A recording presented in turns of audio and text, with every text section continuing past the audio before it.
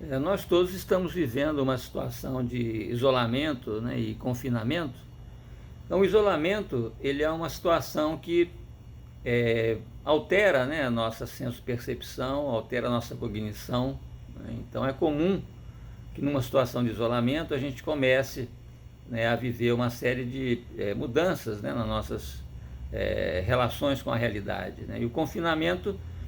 ele muda, né, o nosso perímetro, ele muda a nossa relação, né, com nosso perímetro pessoal, porque a gente passa a conviver com outras pessoas, né, num espaço bastante reduzido às vezes,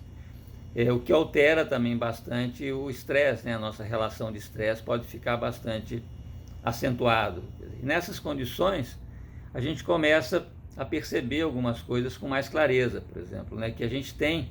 a nossa mente, na verdade, a gente tem três tipos de mente simultaneamente. A mente individual, que é a nossa identidade, né, a nossa maneira como a gente se vê individualmente. Uma mente relacional, né, ou vincular, que é a maneira como a gente se altera, a nossa identidade se altera dependendo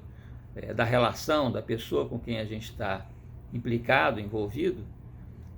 E uma mente coletiva, né, uma mente pública, né, que é como a gente aparece coletivamente, publicamente, porque então essas condições, né, de vida que a gente está mexendo com essas dimensões, né, da nossa mente, ela coloca em crise três situações, né, muito importantes para nós, que uma delas é o nosso ser, né, uma crise que a gente chama de ontológica, né, da vida ou da morte, ou quem a gente é, o que a gente é, a nossa identidade, né, ela entra num processo crítico, né, por conta dessas mudanças, né, que a gente está vivendo. Existe uma crise em relação ao ter, as posses, né, a nossa sociedade é muito possessiva, quer dizer, então a gente confunde frequentemente o ser com o ter, e as nossas posses, as nossas aquisições, né, aquilo que a gente sente como sendo nosso, está também ameaçado, né, ou está em crise. E os nossos vínculos, né, as nossas relações, quem nós somos para os outros, com os outros, né, através dos outros. Então esses vínculos também, né, eles estão ameaçados de distanciamento, de ruptura, né, de transformação, de mudança. Então são crises importantes, né, que a gente está vivendo, e inclusive o nosso próprio inconsciente, né, ele não é só aquilo que está arraigado, né, dentro da gente, o que aparece nas fixações, eventualmente se repetindo. Ele também, né, o nosso inconsciente é algo dentro do qual nós estamos, né, que afeta outras pessoas, que é afetado por outras pessoas. Tem uma dimensão do inconsciente que a gente chama coletivo, né, oceânico, que faz parte da cultura, portanto, aquilo que a cultura vive,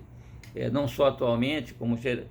geracionalmente, né, a gente experiencia profundamente dentro de nós. Então, esses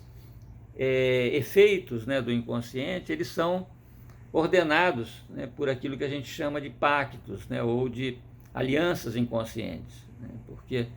as nossas moções, né, emocionais, né, a pressão emocional, ela pode se manifestar tanto como amor, como ódio, ou de uma maneira misturada, né? Então, quem vai ordenar a manifestação dessas moções são esses pactos, né, inconscientes que a gente tem com as pessoas, que ordenam mesmo as relações familiares, né, elas são ordenadas por pactos, né, por alianças que se dão inconscientes no relacionamento com as pessoas. Então essas alianças elas podem ser construtivas, elas podem ser destrutivas, né, elas podem ser utilitárias, como é muito comum na nossa sociedade, né, que as pessoas se perguntam sempre para que me serve essa relação, em que isso me é útil, né, para que eu estou ganhando com esse tipo de relacionamento. Ou alienantes, né, onde o relacionamento ele aliena, ele mantém alguém, né, ou a pessoa